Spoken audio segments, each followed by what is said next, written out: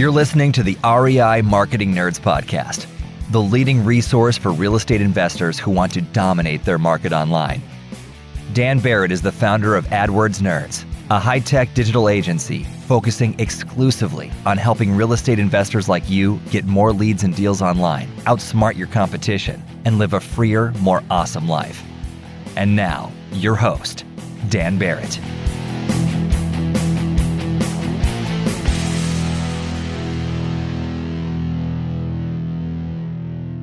All right. Hello, everyone, and welcome to this week's episode of the REI Marketing Nerds Podcast. As always, this is Daniel Barrett here from AdWordsNerds.com.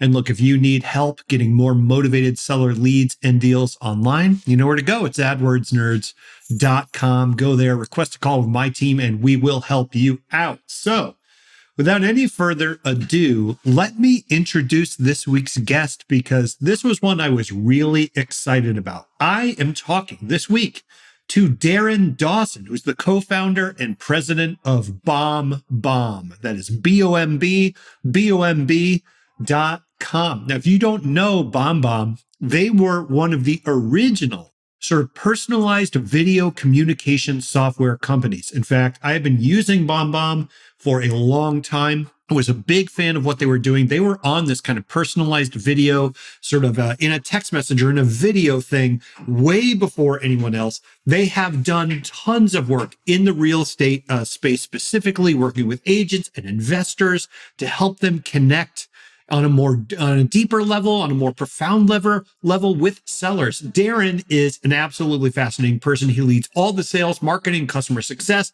and product development at BombBomb, who is a fast-growing company. He's done all this work building a set of values into his team.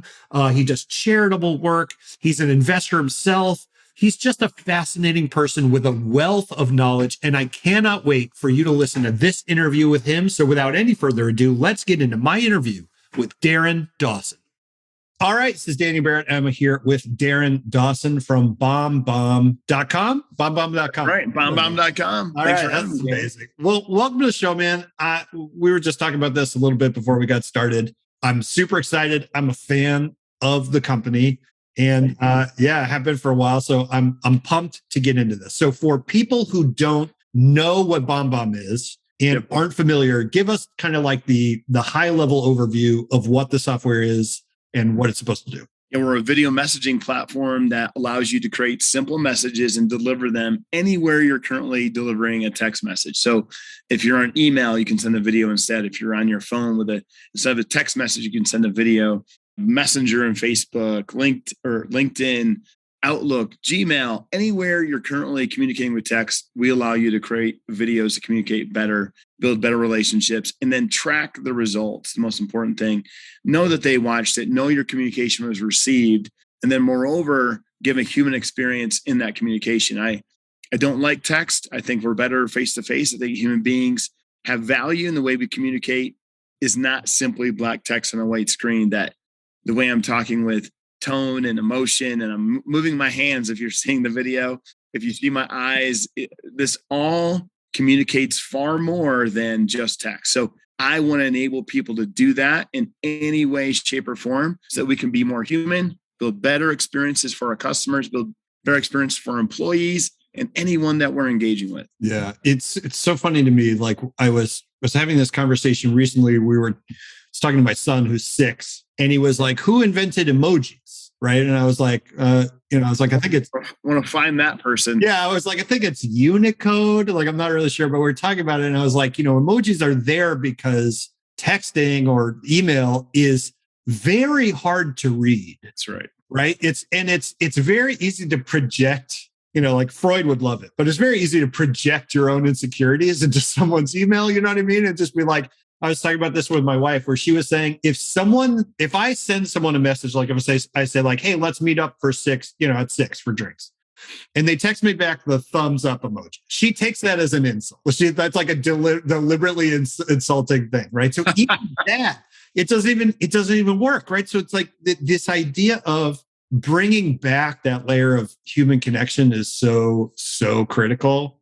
And I just love that. So can you walk, for people who aren't I haven't used the software before. Let's say, so we'll put this in the perspective of the people who are listening to this. So obviously, if you're listening to this, you're a real estate investor, you're working with motivated sellers. Walk them through kind of a workflow for how BombBomb could build onto their existing follow-up process. Like what's a way they might use it to perhaps deeper or more deeply connect with a seller? Yeah, I think I'll start with the problem. The problem is when you're doing that activity that we're just all being inundated constantly with stuff. Like all the time, I'm getting a text or I'm getting a LinkedIn message, I'm getting email unsolicited constantly. I call that digital pollution, right? And I think since the pandemic onset that we've escalated this digital pollution and it is constant now. So let's just say like 4 years ago, if you would have sent me an email, even if I didn't know you, because you're a human being, I might have felt like I had to respond to you and say, I'm not interested. Right. Like it's reciprocity because we're humans. What I think this has done, this digital pollution, this constant bombardment of stuff is made me not feel reciprocity for people anymore because I don't even believe it's real people. Like, I don't think it is. I think it's artificial intelligence. I think it's a robot. I think it's robocalls. Like if you're not in this phone, it does not get answered, period. Mm-hmm. If it's a text and I don't know the number, I'm afraid I don't click on anything. I think it's a virus. Like the assault on us has made us desensitized. And so in my inbox, I go click, shift, delete everything. I don't care. I feel no reciprocity.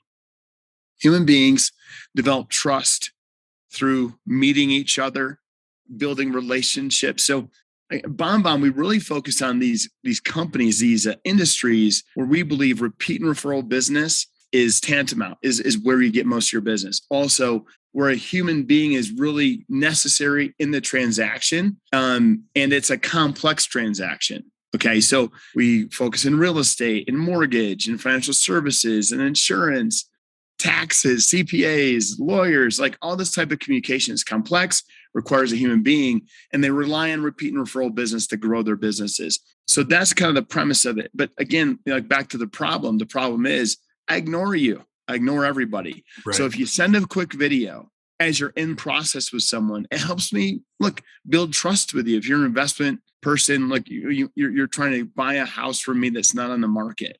Like I don't know you. I don't trust. We have no rapport, no trust. Again, people build trust through interactions with other humans. That's it. We don't really trust each other, especially anymore, I don't think, until I feel like I can trust you. And how humans feel is through interactions like we're having right now.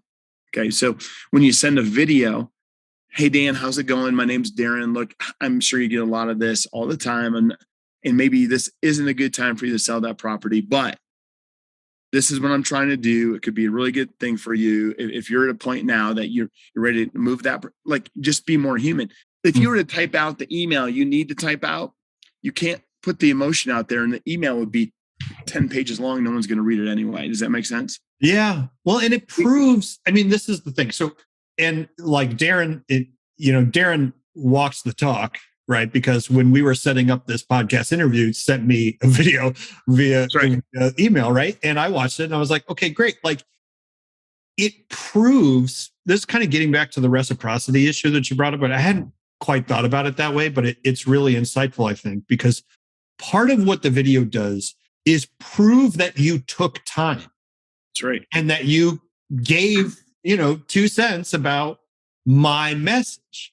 Because it isn't like the email could be 10 pages long, but you could copy paste, or it could be automated, or it could be whatever, right? And the video just kind of says, oh no, they're not doing that. This is a specific video for me. I shot it for my message. It really does add this layer of now I'm actually in a conversation. And one of the reasons I was really excited to have you on the show is because I've been talking a lot on this podcast about this shift in the investing industry specifically. And I think, BombBomb works in real estate quite a bit. We were talking about this, like real estate is kind of one of your biggest sort of areas of focus.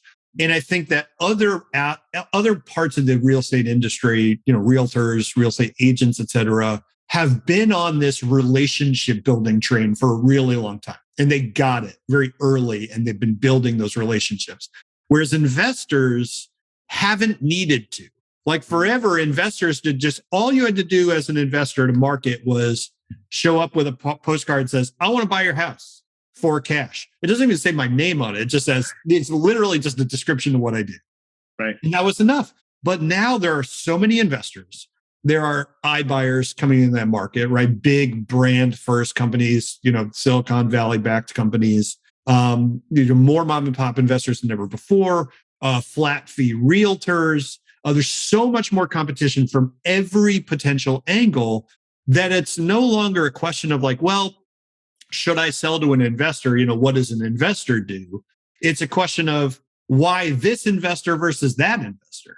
That's right. And that's a relationship question, right? So just this element of, hey, I took an extra step and you're not the 5 millionth person I've texted today, or emailed today or whatever. I just think that's such a huge difference maker. And I don't think many people in investing are doing this at all. I don't think people are. No, I've gotten a lot of videos from real estate people because of maybe who I am. I don't know, but I've never gotten one. Like I was telling Dan, I have a couple of rental properties and that I get texts all the time. We get postcards all the time. But I've never, ever once, I got a phone call last week, that actually took, because I thought it was somebody else, right? Or I wouldn't have taken it. And, asking to buy these properties. But yeah, man, I think you're onto something. Look, the reciprocity, back to the reciprocity. The thing is, when I make a video just for you, you go, they did that for me. They gave me time, right? And so time is our most valuable asset as human beings. It is, period. There's a finite thing that we only have so much of it. And the idea that it is just for me, that I did take the time, it goes back and triggers that reciprocity again in a way that we haven't seen in a long time. And so in a way that a voicemail can't, because I don't believe the voicemail anymore either. The voice, I don't believe it's just for me, right? Because that's roboed. You could deep fake a video, but when it comes to that, I just hope I'm done. Like it's over for me. If we're deep faking real estate investment videos, then forget it. My God. But yeah, that's right? on its way. Yeah, that's on its way. But it's a perfect example of my dear friend Patty DeLessio, who runs a wonderful SEO agency down in Philly. She would always say her thing was always, marketers ruin everything. We ruin literally everything we get our hands on because we figure out how to just make it take less and less work.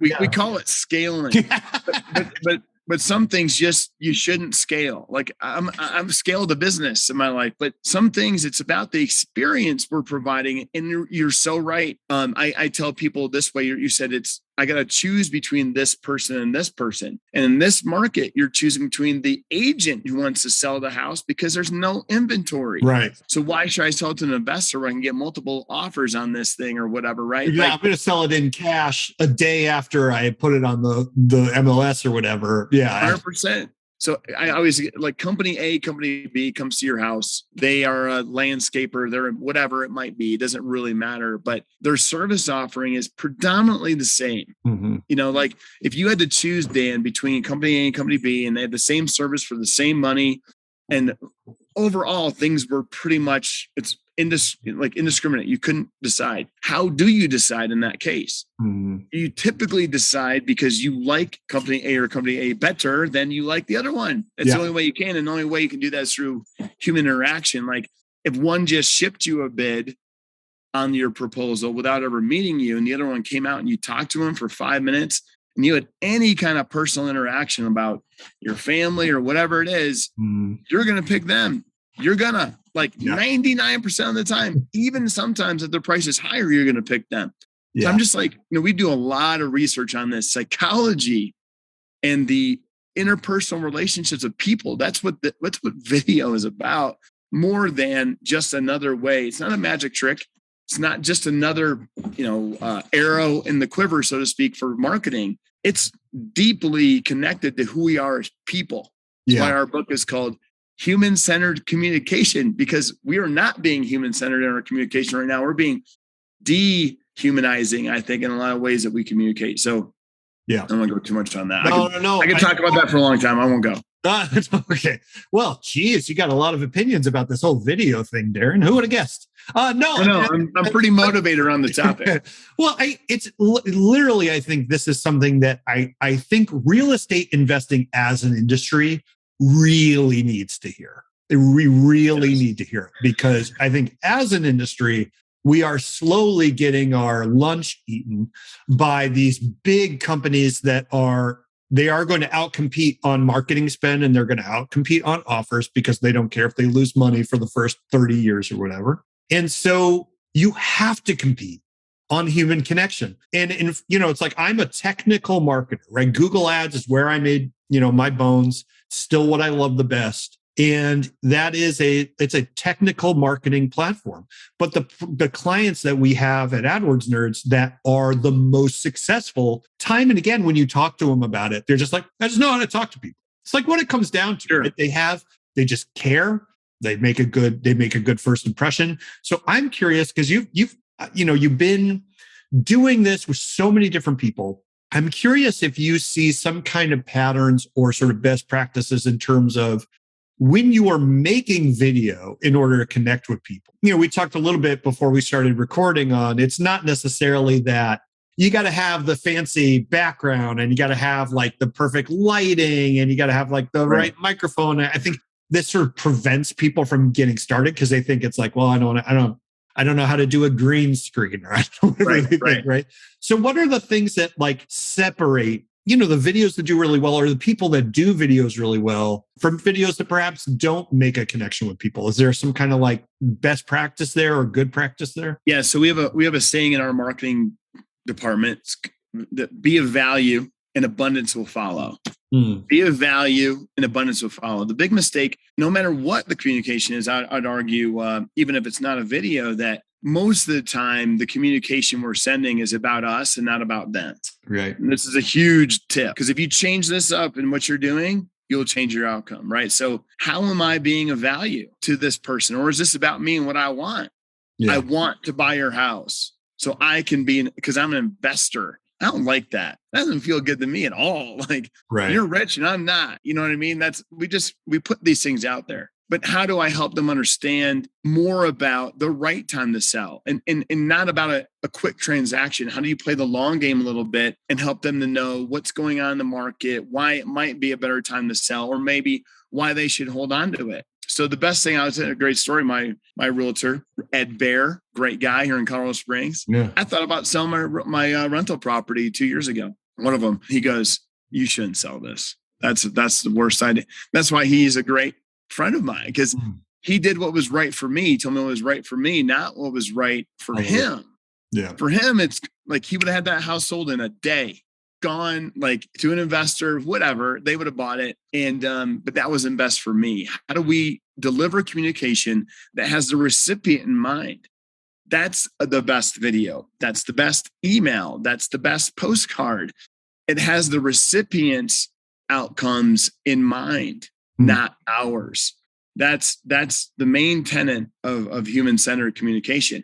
And then when you do that in a video format, and you can see that I care, and you see that the gratitude or empathy, any of those types of things in a video, thank you for watching this video. Right. Thank you for calling me back yesterday. I really appreciate that. That goes on. Look, we just don't do it. And so human beings get triggered releases in our brains when other human beings thank us, give us compliments, show gratitude, show empathy. These are human characteristics of communication that are sorely lacking in our society. And so when you see them and your brain receives them, it actually triggers a chemical response that's in a positive. Yeah. I mean, we're getting really, really in the weeds here about some like psychological triggering but it's just normal communication. But we got shoved in our basements. I'm still in there, obviously, for years now in this pandemic. And so we're desperate for it. Our brains are desperate for it. And you can stand out by simply putting their need in front of your need. And you guys are going to know what that is better than I do. You could help someone understand, again, a complex thing about what's the lifetime investment of this neighborhood? Like they think they should hold on forever, maybe, or maybe they can't sell. What is my problem? Well, where am I going to go live if I sell this house? Right. That's one of the problems. Put, empathy, put yourself in their shoes and help them understand the problems that they're facing. If you get what you want, what do I do? Right? Like help them understand that. You want to stand out from every investor who's ever called me, tell me why I should sell it. Yeah. Besides making money, because that might not be my problem. Yeah. Right. It's like, especially in your case, right? It's kind of like almost the wrong angle, right? Yeah.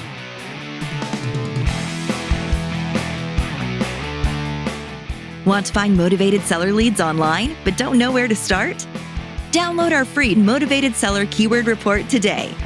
AdWords nerds have spent over $5 million this year researching the most profitable keywords for finding motivated seller leads. And you can grab these exact keywords when you download our report at www.adwordsnerds.com/keywords.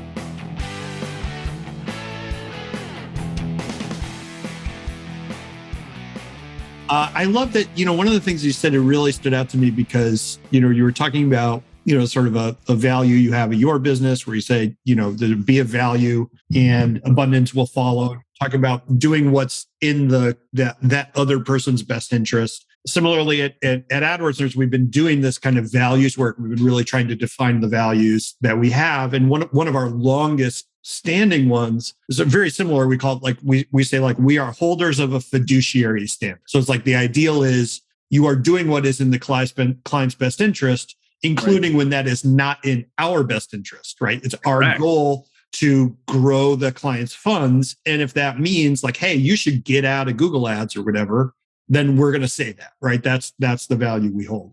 And I wanted to transition there to talking about values because, you've talked about values multiple times, even in this conversation. And I know that values are kind of an important part of how you run your business. I was saying I'm in the middle of like a hiring process. And my old hiring process was I would go on Facebook and say, who needs a job? Because I just thought I could teach anybody anything. Right. I was like, I could teach work ethic. I could teach values. I could teach blah, blah, blah. And I don't really think that anymore. That anymore. You can't teach work ethic. That's for sure. Oh my God. So anyway, clearly I've got some work to do. So we've been really trying to build a values-centered team. And I've been very lucky. The team that I have is wonderful and they're great at it. But whenever you bring in someone new, it's kind of like a little nerve-wracking, right? I don't want to make the wrong decision. So tell me a little bit about how you think about values in terms of your business, like how you work with your team, like how has that kind of informed your business journey? Because BombBomb, I think part of the thing was like, you've had this story of growing from basically nothing to $20 million a year in annual run rate. I mean, it's this really incredible success story. How did values play into that? Like, how do you think about that? They were the first thing that we did. So we wrote the values before we had a employee or a customer. So it's relationships, humility, service, flexibility, and fun are the core values of BombBomb. And we hire and fire by our core values. Predominantly, if you get let go in our business, is because of one of those things. Right. Like, we're not fitting, and that's rare. But it does happen. It has happened. I would tell you a great story when we hired our CFO. First hire we had at the business was Patrick McDavid. And he was this like young guy, kind of a, rogue coder dude. And he was up against a guy who had a lot of credentials.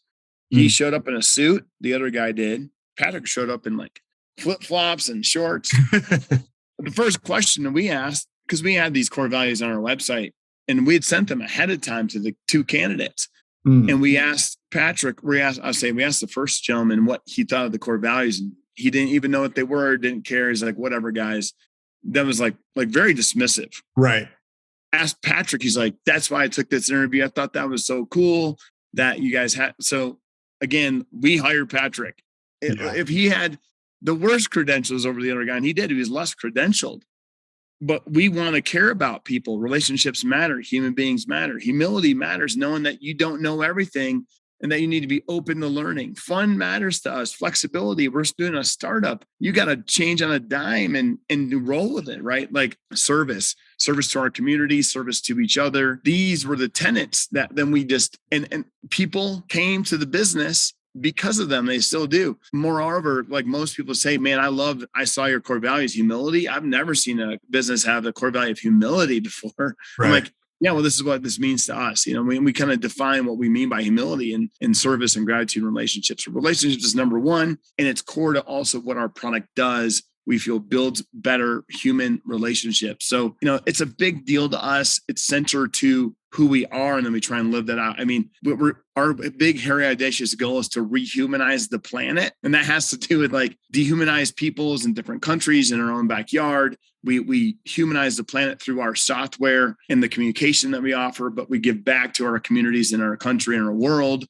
through the resources that we create through the business. I think people want a why it's more than making money. They want a why they pick up the phone and make sales calls, or a why to the 500th customer service call they made for you, right? Everyone, why am I making this code for your company? And because I could go work for 50 companies right now. Like we have this great problem right now. The Great Resignation is what it's called. People are leaving the business they work for other businesses. I believe people need to have more of a why they work here than there. Because if it's only about money, again, back to company A and company B, why do they choose you? Because they like working here, and the people they work with, they feel like it's for a bigger purpose than just financial gain. I think that point of retaining employees because the employees like the people they're working with, right? And listen, take this, and everybody's remote now. So if you're not together, working together, how do we do that? Like, where's that connection point, right? Yeah, I think it's such a critical thing. And it's fascinating to me because you've done it so deliberately from the beginning. I'm very jealous of that because we're coming to it later, but with the same idea, right? We're going to hire and fire based on values, right? Yep. Based on our values, and have been doing that. And it's been difficult in some ways, and it's been amazing in other ways, but it's had this really positive effect. But the follow-on effect of that is, okay, now everybody who's here shares a kind of ethical, moral North Star, and they share kind of not the same worldview. We're all different. No, not at all. But you're all kind of headed in the same direction. You value a lot of the same things. And it's very hard to put your finger on sometimes. But like I would say, like the vibe is very different. And it's, vibe, to steal the terminology from my Gen, whatever they are, Z, brethren. But I'm not Gen Z. I'm too old. But you get what I'm saying, right? It's like I'm the most Xer you've ever met in your entire life. I know. Yeah, exactly. All right, there you go. I'm saying, yeah, me too. So it's like it's this sense of there's a feeling of camaraderie and a sensibility to a group that really helps to cohere together, right? And it just has had this major effect on how we work and how it feels to show up to work. And I was saying, like, part of the reason I kind of struggle with hiring is I haven't had to do it very right. Yeah. Right. People don't leave. So that's, I just think it's such a powerful approach. I don't know. I think it's great. Tell me a little bit about values. I'm very curious about, you were saying you started with values. You did values before you had your first employee, which I love. What's the story of BombBomb specifically? Because you have had this like massive success. I mean, the platform is great. It really was the very first kind of personal video platform I remember seeing. And I remember thinking, how cool that was. That was a while ago now. I always compare, we're like a country music star that just played 1,000 little bars until anybody knew about us, though. That's how I feel about it. Well, right. And then tell all me of a sudden, what that process is, because we've already hit on a couple of different things, right? We've hit on values. You've hit on the fact that like not all marketing should be scaled, right? You've hit on the fact that like, personalization, rehumanizing communication between people is so critical to you guys. So like, how does that play out in, when you're starting a company and you're hustling and you're kind of scraping to get by? There's a lot of pressure to do those things, right? So we started the business because we wanted to give back to a community in Africa. That's why. So like in 2006 is Because when we formed the business, my buddy Connor wanted to go live in Africa. Like, we met this dude and he was taking care of these kids in his orphanage. And we're like, man, if we started a business somehow, then we could really sustain that community. And so we were always trying to figure out a business that could do that. And then Connor wanted to go live there. So long story, really short, we came up with the idea for BombBomb that it would be better to send video emails than it would be emails. And we actually tried to buy a service that would do that. There was no service. This was in 2006. There was no phone. Like, there was no iPhone was Gen 1. There was no camera in it. Like, I know it's funny because it's easy to move past that. Right. That's so early in we all take for granted now. It's like, yeah, just send a video and a text message. You could not do anything like that. None of that. So yeah, that's why we put a server in a closet and hosted the video on it, and like just kind of like this wireframe thing. And it was really, really bad, but we sent it out to like 200 people. Basically, we knew if we could scale our time, face-to-face time, we still call it face-to-face time. We called it face-to-face time before there was FaceTime. Face-to-face time for us was we needed to scale our face-to-face time with clients. Right. And then we could scale then our ability to deliver our uniqueness to those people. We knew if we get meetings, that's every salesperson's problem. Get meetings, get face-to-face, get a deal done. Right. How do you collapse the time to do that? Now I was trying to scale face-to-face there.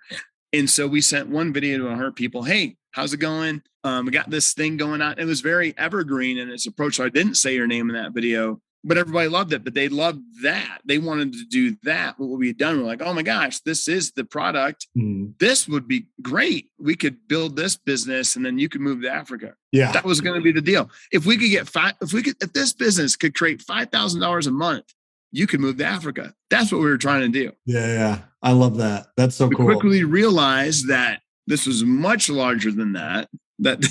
And so anyways, we started that business. That was in 2006.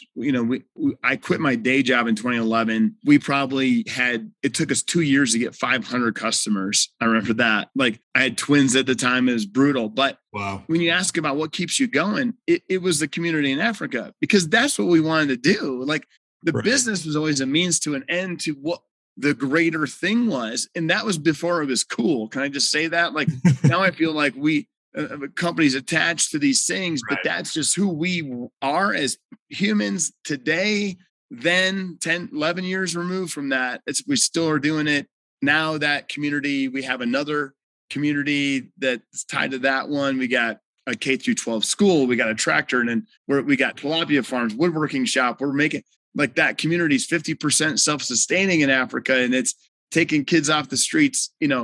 We help the people who can't help themselves. That's what we want to do. That's what BombBomb does as a company now. And now we had a really fun thing where we got those kids in Africa got to choose BombBomb employees to connect with. And we matched, we said, if you want to do this, we're going to let the kids choose you. We're not going to let you choose these kids. And then we matched whatever we said is $15 and we'll match it. And of course, that's feeding, healthcare, education for this kid whose parents are gone. Right. So that's a why at BombBomb too. And we do things with the homeless in our community, with homeless families in our community, with free healthcare for women in our community. So again, like that's why we sell video products. Yeah. So it's almost not about that. It's about this, and that changes everything. It flips it upside down. Well, I love that. I mean, the thing that strikes me is I think a lot of people set goals or, whatever they want to do, this, whatever thing, that the big thing they want to do. But it strikes me that like one of the differences with yours is like, it's such a tangible, real world impact right away. You know what I mean? It's like you don't have to, it's not theoretical. Like, I'm going to donate to, whatever. It's like, I can picture it. I know where it is. It's so tangible and real. Oh yeah. We got, back in the office, you got pictures all over of what we're doing. Like, you're like, look, you work at BombBomb and we're helping people. Yeah. Period. We are. It isn't something like, marketing's contriving to figure out that we can then, because no one even knows that we do this. It's not even on our website, dude. Like, I'm not doing it so you can see how awesome I am. Right. I'm doing it because it's the right thing to do. And if you want to do it, come do it with me. Right. It's not a marketing angle. Zero. Right? Yeah. No, no one even knows typically that we do it. Yeah. We didn't know. Whenever I get this question, like, why did you start BombBomb? Right. That's why. That's awesome. I love that so much. And the other thing that strikes me about your story, which I love, and this is on my mind because I started looking at it in terms of somebody marketing to me, and kind of this disconnect is you guys were, as my friend Nick Peterson likes to say, eating your own dog food. You're using the product to market the product, right? And so people see it in action. And recently, I've been getting this person got me on their list or whatever, and they've been mailing me. So they've been mailing me little cards and little card envelopes or whatever, and they're handwritten. I'm like, all right, I'm going to open this. It's coming to my office. Yeah, and it's printed out. They print out a letter, and they say, hey, it looks like you missed this Facebook ad, so I printed it out and mailed it to you. And I'm like, well, that's clever. It's funny, but your marketing. He's selling a Facebook ads course. And I'm like, the fact that you have to mail me because I'm not looking at Facebook ads anymore. Yeah, that's bad. There's a real disconnect, right? I'm like, maybe send me the direct mail course or whatever, you know what I mean? So I love when there's a real synergy between you're saying like, hey, this thing that I just sent you that you engaged with, you can immediately imagine how you could use it in your business. I'm curious, and we'll kind of start wrapping it up because I know we're sort of going a little bit long, but there's so many different points in the relationship with the client, especially like you said, someone, a company like BombBomb's working in a lot of complex transactions where there's not just, hey, thanks for becoming a lead, but there's, 5 different touch points along the way. And then there's post-purchase and all this stuff. Is there like a certain rhythm or timing to when you've noticed effective kind of videos going out? Or is it like, you want to make sure like in the beginning and the end, or, is there some kind of like pattern to where people use video in more perhaps deeper ways in their kind of, real estate? Yeah, I think I'll just point in 2 things real quick. Yeah. Our 2 core competencies at our business are speed to video, make it easy and fast to send video, and then guidance to success. We are the guide. So there's now other video companies out there, but I believe that none of them understand what you just asked better than we do. And because we call those things moments that matter. And we understand these moments that matter along the buyer's journey or your customer's journey, especially in real estate, financial services, insurance, mortgage, title, all these different things, these complex things. We've worked with hundreds of thousands now of these people. So these little journeys, we try and create them with you, but we know what they are. So like a lead response is one. That needs to be personal. In our opinion, it should be personal. It can be what we call evergreen, a video that's done once and repeated again and again and again. Kind of depends on the volume and velocity of your leads. Yeah. If you're an investor, there's just not many. They should be personal. So if your volume is not greater than 10 a day or more, really 20 a day in terms of leads coming at me, in my opinion, those should be personal. Over that, we can talk about an evergreen video. Okay. But then other things are like questions you get all the time. If you get a question, like every time I interact with a customer, I get the same question, create one video that's what we call an evergreen video that you can use again and again and again, either triggered from a CRM at some points, like we can trigger that within a CRM experience. So once they hit this stage, like in a loan, as an example, if you're doing a mortgage, once they hit acceptance, boom, video goes out. Dan, you're accepted. Congratulations. Dude, I know this is a big deal. So here's what's going to happen next. Right. You'll also get videos from me along the way as we do this experience together. Now your brain goes, he's talking to you. Even though everybody gets that video, because in a video, I can say, hey, congratulations, you're accepted. I can do that in a way that feels insanely personal. If I did that same thing in a text email, your brain goes, that's generic. They send it to everybody. I'm on to you instantly. Isn't that interesting? Right? Yeah. Like everyone listening to this call, you hear what I'm saying? Like you put that same idea in a text, it's generic. It's automated. if you do an evergreen video and say, okay, here's the deal.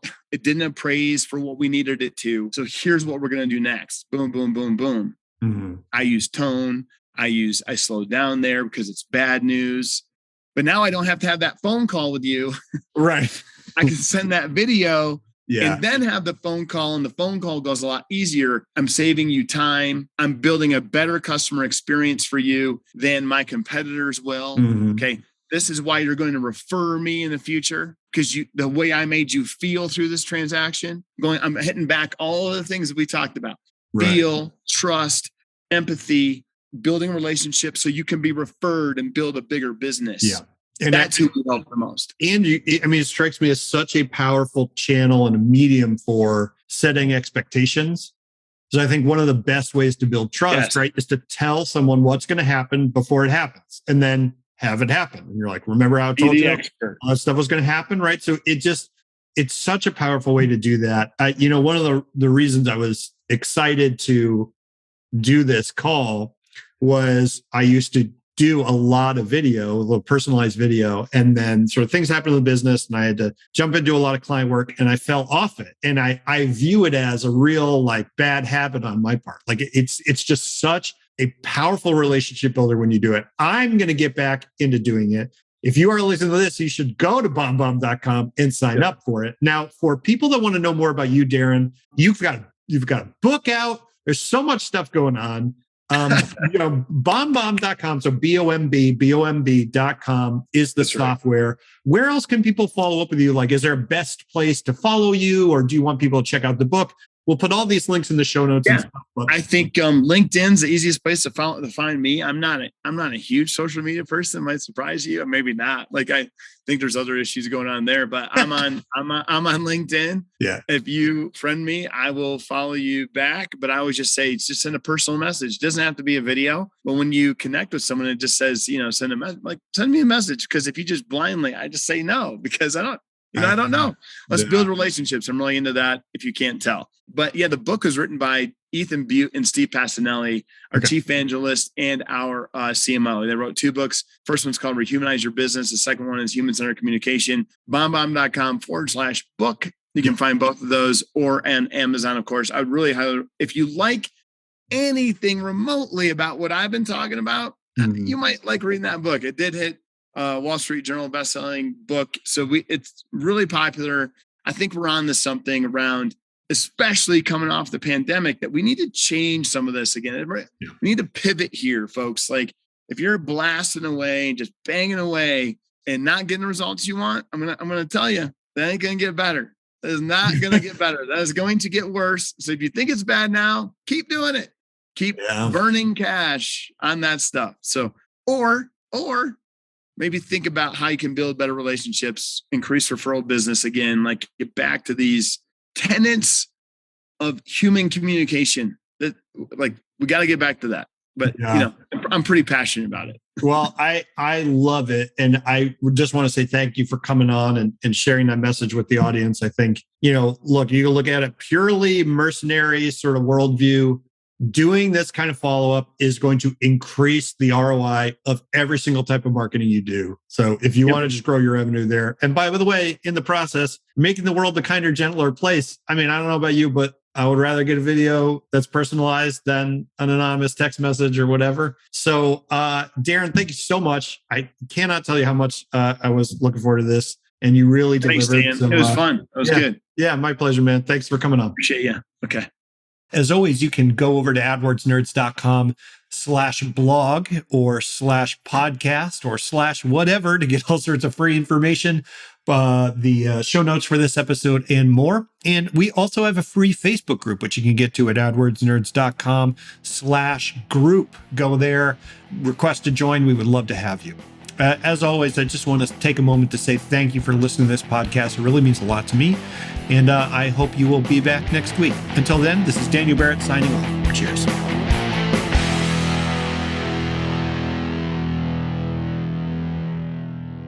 This is the podcastfactory.com.